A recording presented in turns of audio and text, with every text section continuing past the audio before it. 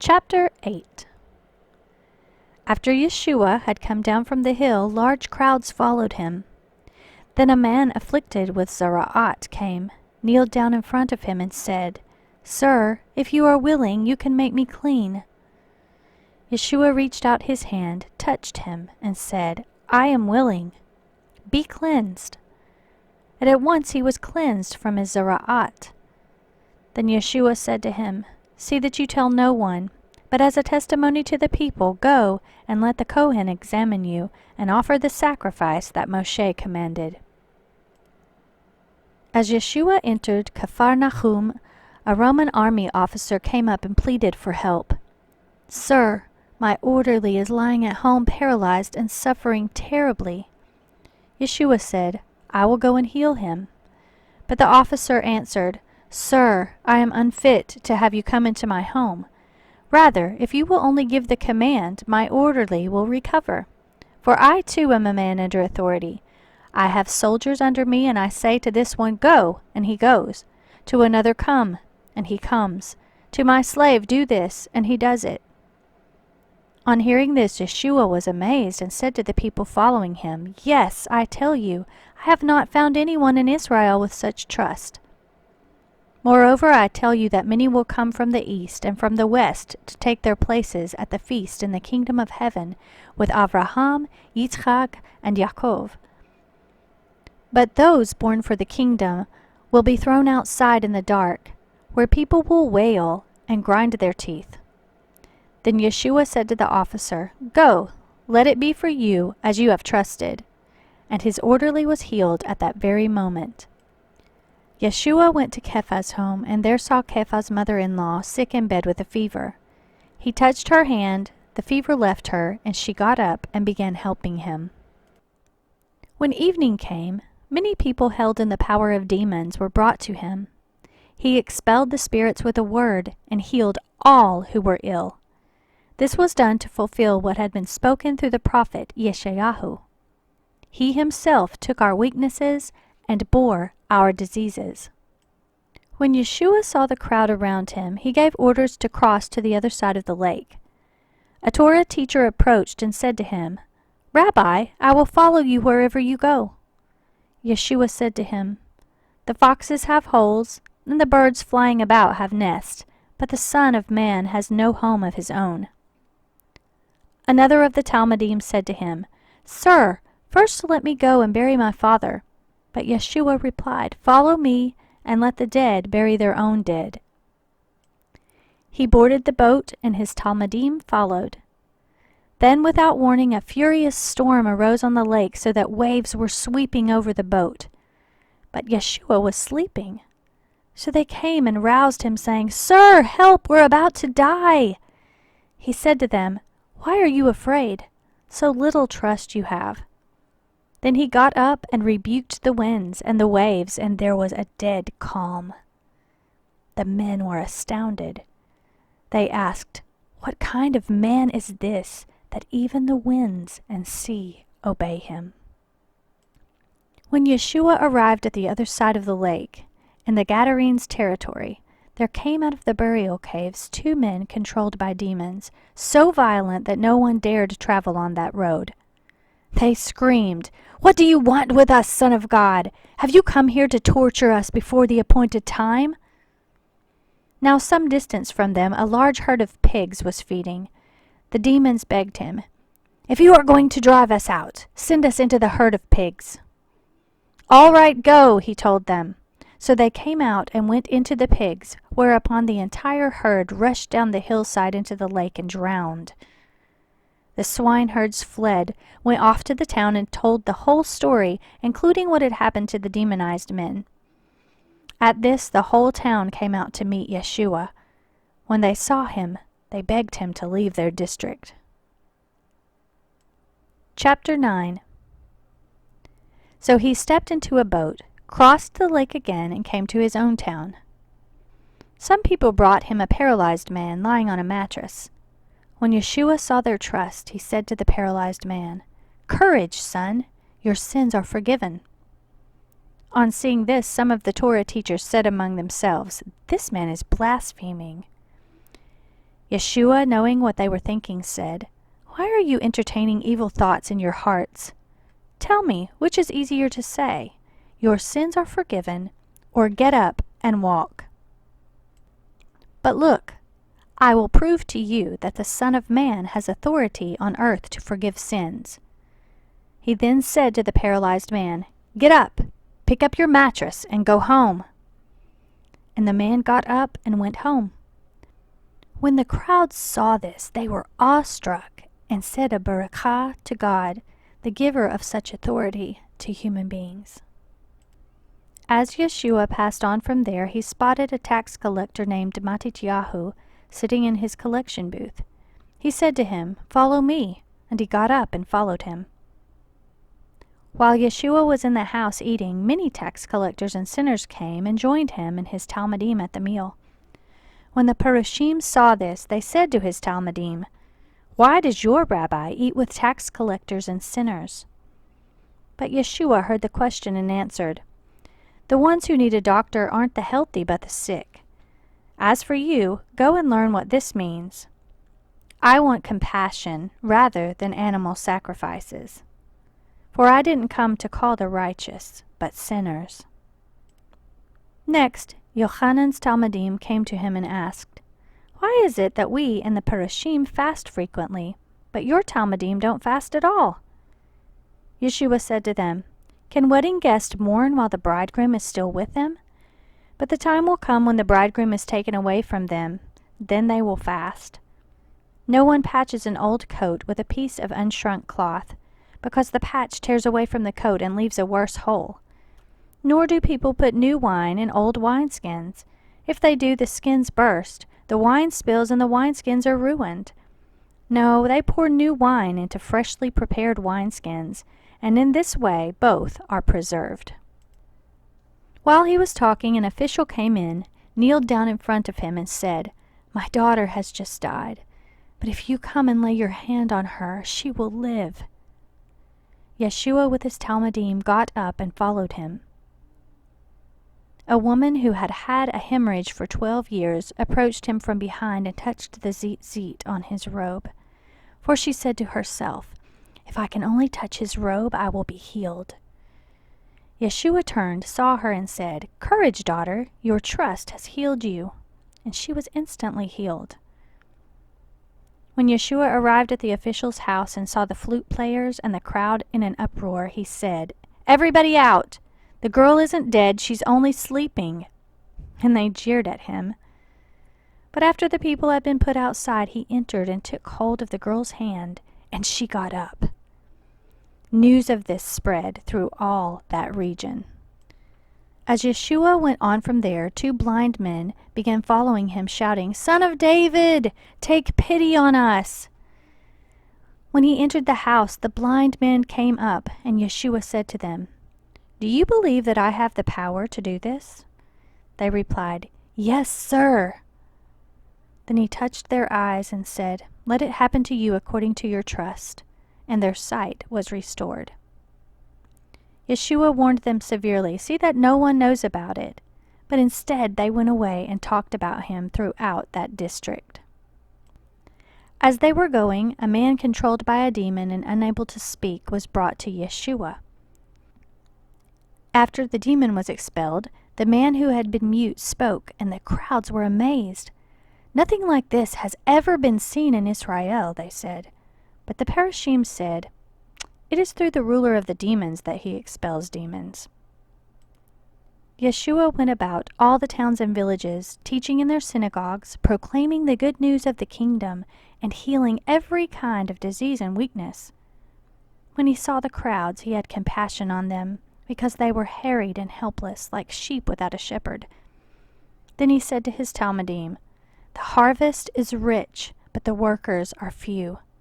Pray that the Lord of the harvest will send out workers to gather in his harvest." Chapter 10. Yeshua called his 12 talmidim and gave them authority to drive out unclean spirits and to heal every kind of disease and weakness. These are the names of the 12 emissaries. First, Shimon called Kepha, and Andrew his brother. Yaakov ben Zavdai and Yochanan his brother, Philip and Bar Talmai, Tomah and Mattityahu the tax collector, Yaakov bar Halphai and Taddai, Shimon the zealot, and Yehuda from Creote, who betrayed him. These 12 Yeshua sent out with the following instructions. Don't go into the territory of the Gentiles, and don't enter any town in Shomron, but go rather to the lost sheep of the house of Israel.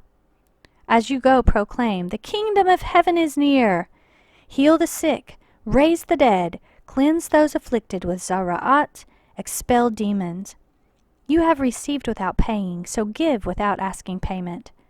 Don't take money in your belts, no gold, no silver, no copper. And for the trip, don't take a pack, an extra shirt, shoes, or a walking stick. A worker should be given what he needs. When you come to a town or village, look for someone trustworthy and stay with him until you leave. When you enter someone's household, say, Shalom Aleichem. If the home deserves it, let your shalom rest on it. If not, let your shalom return to you. But if the people of a house or town will not welcome you or listen to you, leave it and shake its dust from your feet. Yes, I tell you, it will be more tolerable on the day of judgment for the people of Sodom and Gomorrah than for that town. Pay attention. I am sending you out like sheep among wolves, so be as prudent as snakes and as harmless as doves. Be on guard, for there will be people who will hand you over to the local Sanhedrins and flog you in their synagogues. On my account you will be brought before governors and kings as a testimony to them and to the Gentiles. But when they bring you to trial, do not worry about what to say or how to say it. When the time comes, you will be given what you should say. For it will not be just you speaking, but the Spirit of your heavenly Father speaking through you. A brother will betray his brother to death, and a father his child. Children will turn against their parents and have them put to death. Everyone will hate you because of me, but whoever holds out to the end will be preserved from harm. When you are persecuted in one town, run away to another. Yes, indeed, I tell you, you will not finish going through the towns of Israel before the Son of Man comes. A talmid is not greater than his rabbi. A slave is not greater than his master. It is enough for a talmid that he become like his rabbi, and a slave like his master. Now if people have called the head of the house Baal Zebul, how much more will they malign the members of his household? So do not fear them, for there is nothing covered that will not be uncovered, or hidden that will not be known. What I tell you in the dark, speak in the light. What is whispered in your ear, proclaim on the housetops. Do not fear those who kill the body, but are powerless to kill the soul. Rather fear him who can destroy both soul and body in Gehinnom. Aren't sparrows sold for next to nothing? 2 for an asarion? Yet not one of them will fall to the ground without your Father's consent. As for you, every hair on your head has been counted. So do not be afraid. You are worth more than many sparrows. Whoever acknowledges me in the presence of others, I will also acknowledge in the presence of my Father in heaven. But whoever disowns me before others, I will disown before my Father in heaven. Don't suppose that I have come to bring peace to the land. It is not peace I have come to bring, but a sword. For I have come to set a man against his father, a daughter against her mother, a daughter-in-law against her mother-in-law, so that a man's enemies will be the members of his own household. Whoever loves his father or mother more than he loves me is not worthy of me. Anyone who loves his son or daughter more than he loves me is not worthy of me. And anyone who does not take up his execution stake and follow me is not worthy of me. Whoever finds his own life will lose it, but the person who loses his life for my sake will find it. Whoever receives you is receiving me, and whoever receives me is receiving the one who sent me. Anyone who receives a prophet, because he is a prophet, will receive the reward a prophet gets. And anyone who receives a tzaddik, because he is a tzaddik, will receive the reward a tzaddik gets. Indeed, If someone gives just a cup of cold water to one of these little ones because he is my Talmud, yes, I tell you, he will certainly not lose his reward. Chapter 11. After Yeshua had finished instructing the 12 Talmudim, he went on from there to teach and preach in the towns nearby. Meanwhile, Yochanan the Immerser, who had been put in prison, heard what the Messiah had been doing, so he sent a message to him through his Talmudim, asking, "Are you the one who is to come, or should we look for someone else?" Yeshua answered, "Go and tell Yochanan what you are hearing and seeing. The blind are seeing again, the lame are walking, people with Zara'at are being cleansed, the deaf are hearing, the dead are being raised, the good news is being told to the poor. And how blessed is anyone not offended by me." As they were leaving, Yeshua began speaking about Yochanan to the crowds. "What did you go out to the desert to see? Reeds swaying in the breeze? No? Then what did you go out to see? Someone who was well-dressed? Well-dressed people live in kings' palaces. But why did you go out? To see a prophet, yes, and I tell you he's much more than a prophet. This is the one about whom the Tanakh says, 'See, I am sending out my messenger ahead of you. He will prepare your way before you.' Yes, I tell you that among those born of women there has not arisen anyone greater than Yochanan the Immerser.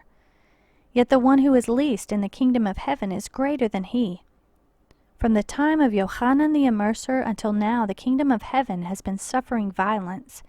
Yes, violent ones are trying to snatch it away. For all the prophets and the Torah prophesied until Yochanan. Indeed, if you are willing to accept it, he is Eliyahu, whose coming was predicted. If you have ears, then hear."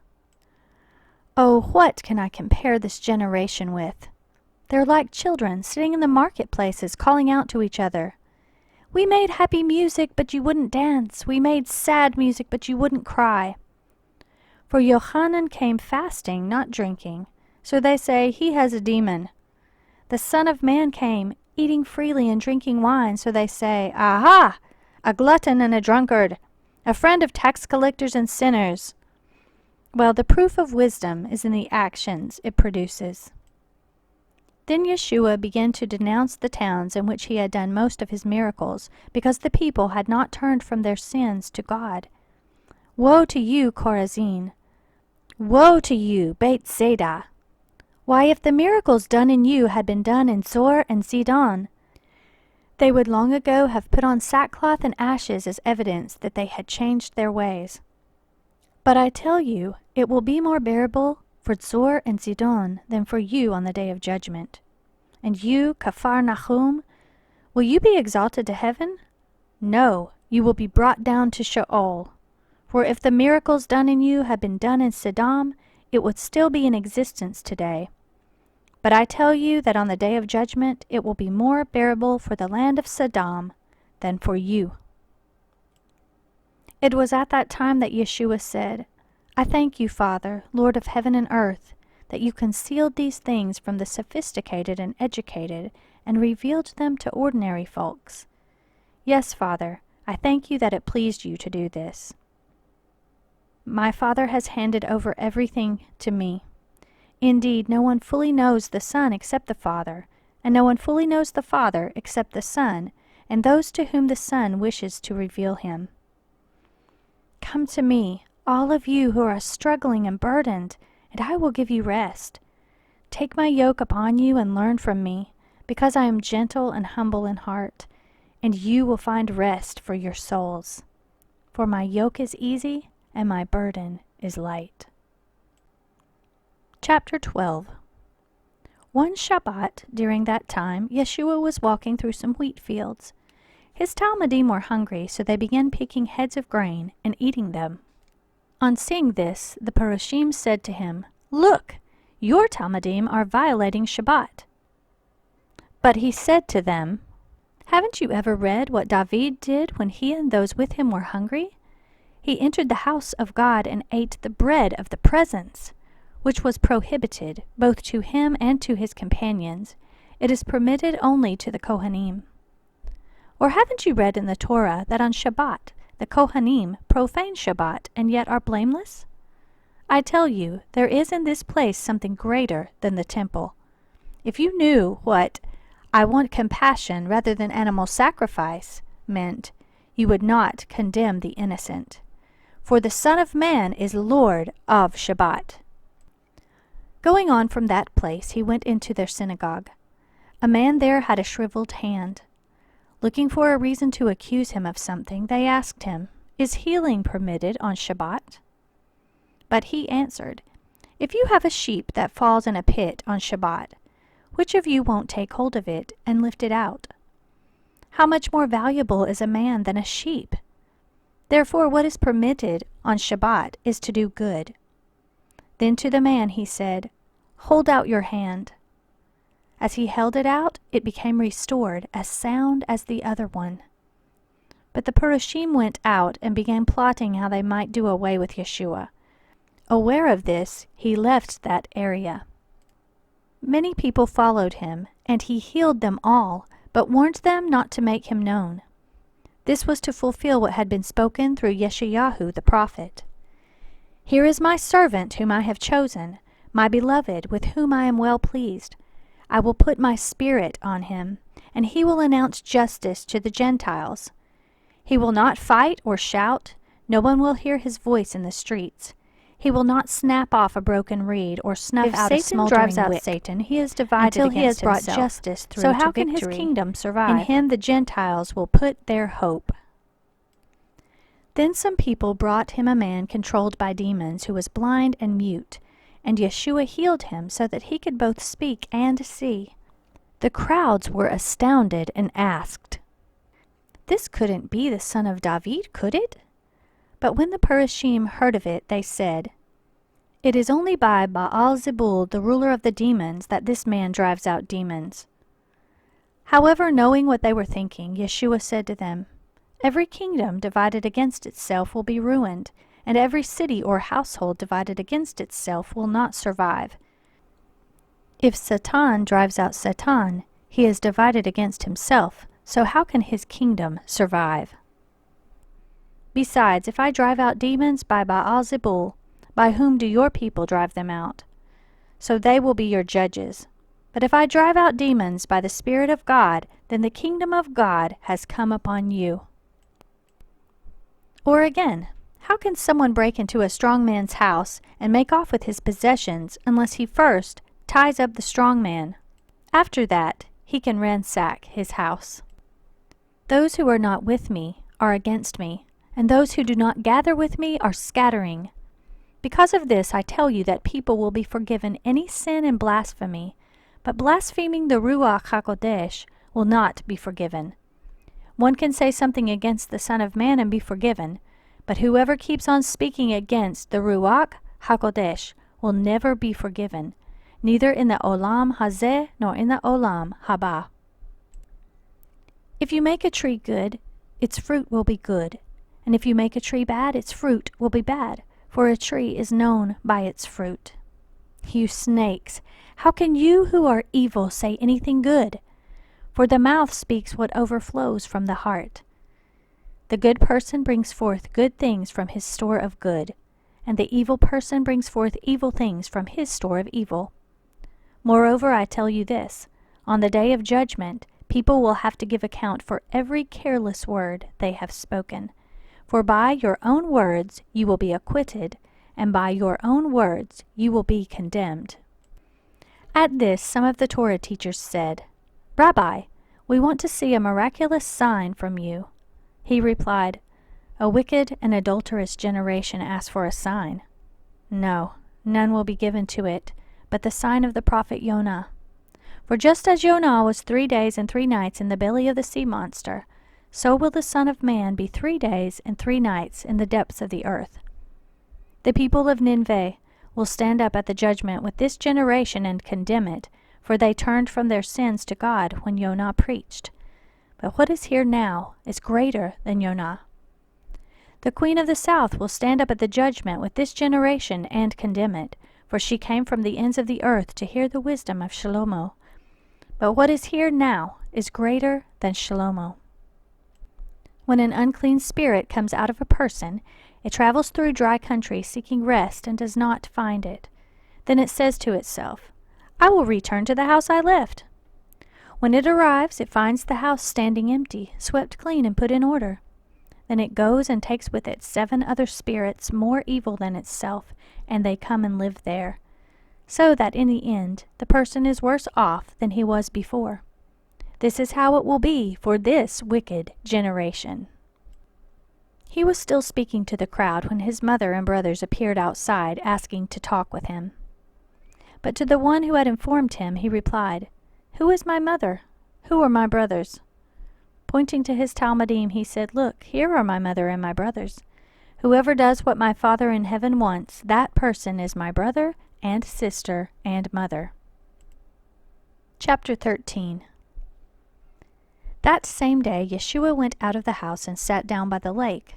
But such a large crowd gathered around him that he got into a boat and sat there while the crowd stood on the shore. He told them many things in parables. A farmer went out to sow his seed. As he sowed, some seed fell alongside the path, and the birds came and ate it up. Other seed fell on rocky patches where there was not much soil. It sprouted quickly because the soil was shallow, but when the sun had risen, the young plants were scorched, and since their roots were not deep, they dried up. Other seed fell among thorns, which grew up and choked the plants. But others fell into rich soil and produced grain, 100 or 60 or 30 times as much as had been sown. Those who have ears, let them hear.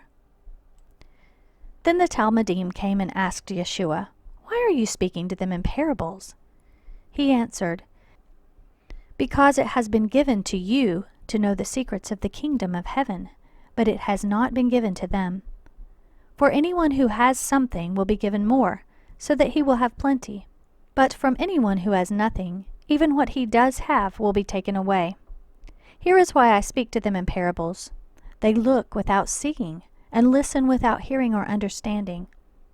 That is, in them is fulfilled the prophecy of Yeshayahu, which says, You will keep on hearing but never understand, and keep on seeing but never perceive, because the heart of this people has become dull. With their ears they barely hear, and their eyes they have closed, so as not to see with their eyes, hear with their ears, understand with their heart, and do teshuvah, so that I could heal them. But you, how blessed are your eyes because they see, and your ears because they hear.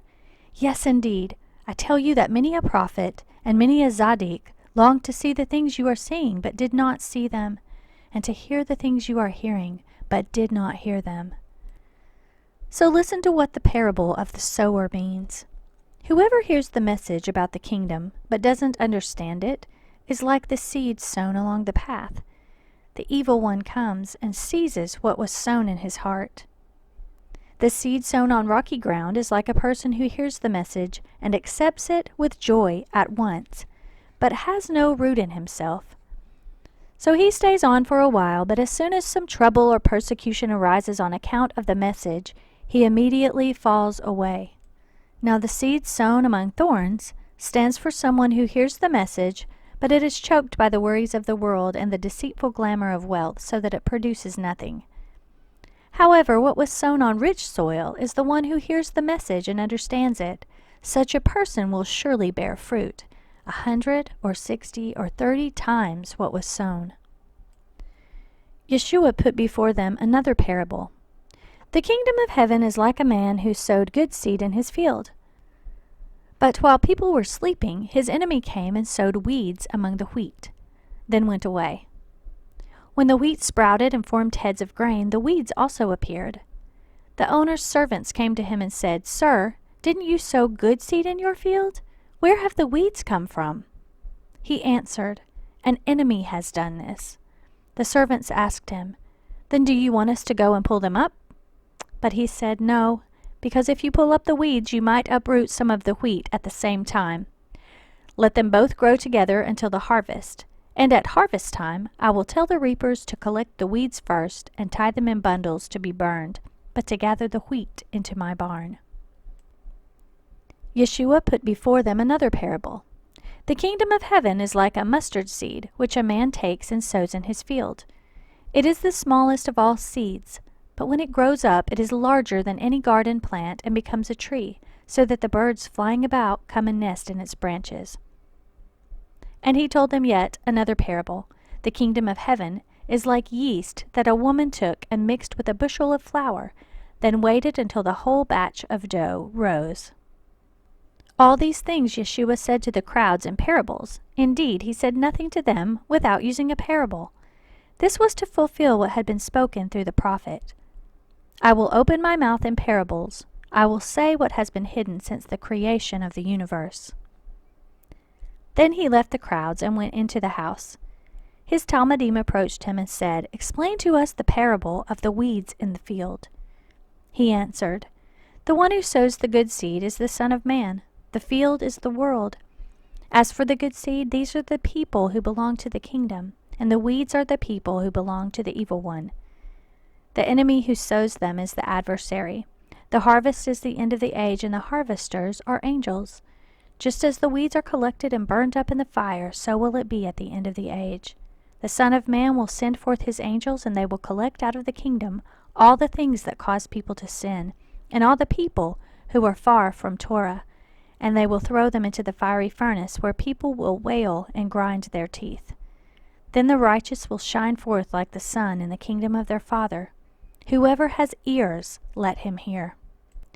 The kingdom of heaven is like a treasure hidden in a field. A man found it, hid it again, then in great joy went and sold everything he owned, and bought that field. Again, the kingdom of heaven is like a merchant on the lookout for fine pearls. On finding one very valuable pearl, he went away, sold everything he owned, and bought it. Once more, the kingdom of heaven is like a net thrown into the lake that caught all kinds of fish. When it was full, the fishermen brought the net up onto the shore, sat down, and collected the good fish in baskets, but threw the bad fish away. So it will be at the close of the age. The angels will go forth and separate the evil people from among the righteous, and throw them into the fiery furnace, where they will wail and grind their teeth. Have you understood all these things? Yes, they answered. He said to them, So then, every Torah teacher who has been made into a talmid for the kingdom of heaven is like the owner of a home who brings out of his storage room both new things and old. When Yeshua had finished these parables, he left and went to his hometown. There he taught them in their synagogue in a way that astounded them, so that they asked, Where did this man's wisdom and miracles come from?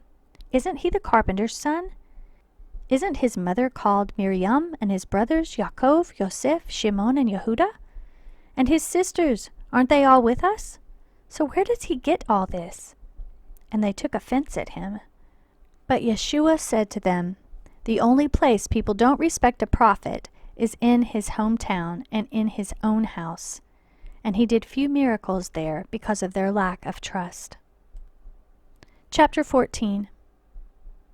Around that time, Herod, the regional governor, heard of the fame of Yeshua and said to his attendants, This must be Yochanan the Immerser. He has been raised from the dead. That is why these miraculous powers are at work in him. For Herod had arrested Yochanan, put him in chains, and thrown him in prison because of Herodias, the wife of his brother Philip, since Yochanan had told Herod, It violates the Torah for you to have her as your wife. Herod had wanted to put Yochanan to death, but he was afraid of the people in whose eyes Yochanan was a prophet. However, at Herod's birthday celebration, Herodias' daughter danced before the company and pleased Herod so much that he promised with an oath to give her whatever she asked. Prompted by her mother, she said, Give me here on a platter the head of Yochanan the Immerser. The king became deeply upset, but out of regard for the oaths he had sworn before his dinner guest, he ordered that her wish be granted, and sent and had Yochanan beheaded in prison. The head was brought on a platter to the girl, and she gave it to her mother. Yochanan's talmidim came, took the body, and buried it. Then they went and told Yeshua. On hearing about this, Yeshua left in a boat to be by himself in the wilderness. But the people learned of it and followed him from the towns by land. So when he came ashore, he saw a huge crowd, and, filled with compassion for them, he healed those of them who were sick. As evening approached, the Talmudim came to him and said, "This is a remote place and it's getting late. Send the crowds away so that they can go and buy food for themselves in the villages." But Yeshua replied, "They don't need to go away. Give them something to eat yourselves." "All we have with us," they said, "is 5 loaves of bread and 2 fish." He said, "Bring them here to me." After instructing the crowds to sit down on the grass, he took the 5 loaves and the 2 fish, and, looking up toward heaven, made a barakah. Then he broke the loaves and gave them to the Talmudim, who gave them to the crowds. They all ate as much as they wanted, and they took up 12 baskets full of the pieces left over. Those eating numbered about 5,000 men, plus women and children. Immediately he had the Talmudim get in the boat and go on ahead of him to the other side, while he sent the crowds away. After he had sent the crowds away, he went up into the hills by himself to pray. Night came on, and he was there alone. But by this time the boat was several miles from shore, battling a rough sea and a headwind. Around 4 o'clock in the morning he came toward them, walking on the lake. When the Talmudim saw him walking on the lake, they were terrified. "It's a ghost," they said, and screamed with fear. But at once Yeshua spoke to them. "Courage," he said, "it is I. Stop being afraid." Then Kepha called to him, "Lord, if it is really you, tell me to come to you on the water." "Come," he said. So Kepha got out of the boat and walked on the water toward Yeshua. But when he saw the wind, he became afraid, and as he began to sink, he yelled, "Lord, save me!" Yeshua immediately stretched out his hand, took hold of him, and said to him, "Such little trust, why did you doubt?" As they went up into the boat, the wind ceased. The men in the boat fell down before him and exclaimed, "You really are God's Son." Having made the crossing, they landed at Ginosar. When the people of the place recognized him, they sent word throughout the neighborhood and brought him everyone who was ill. They begged him that the sick people might only touch the tzitzit on his robe, and all who touched it were completely healed.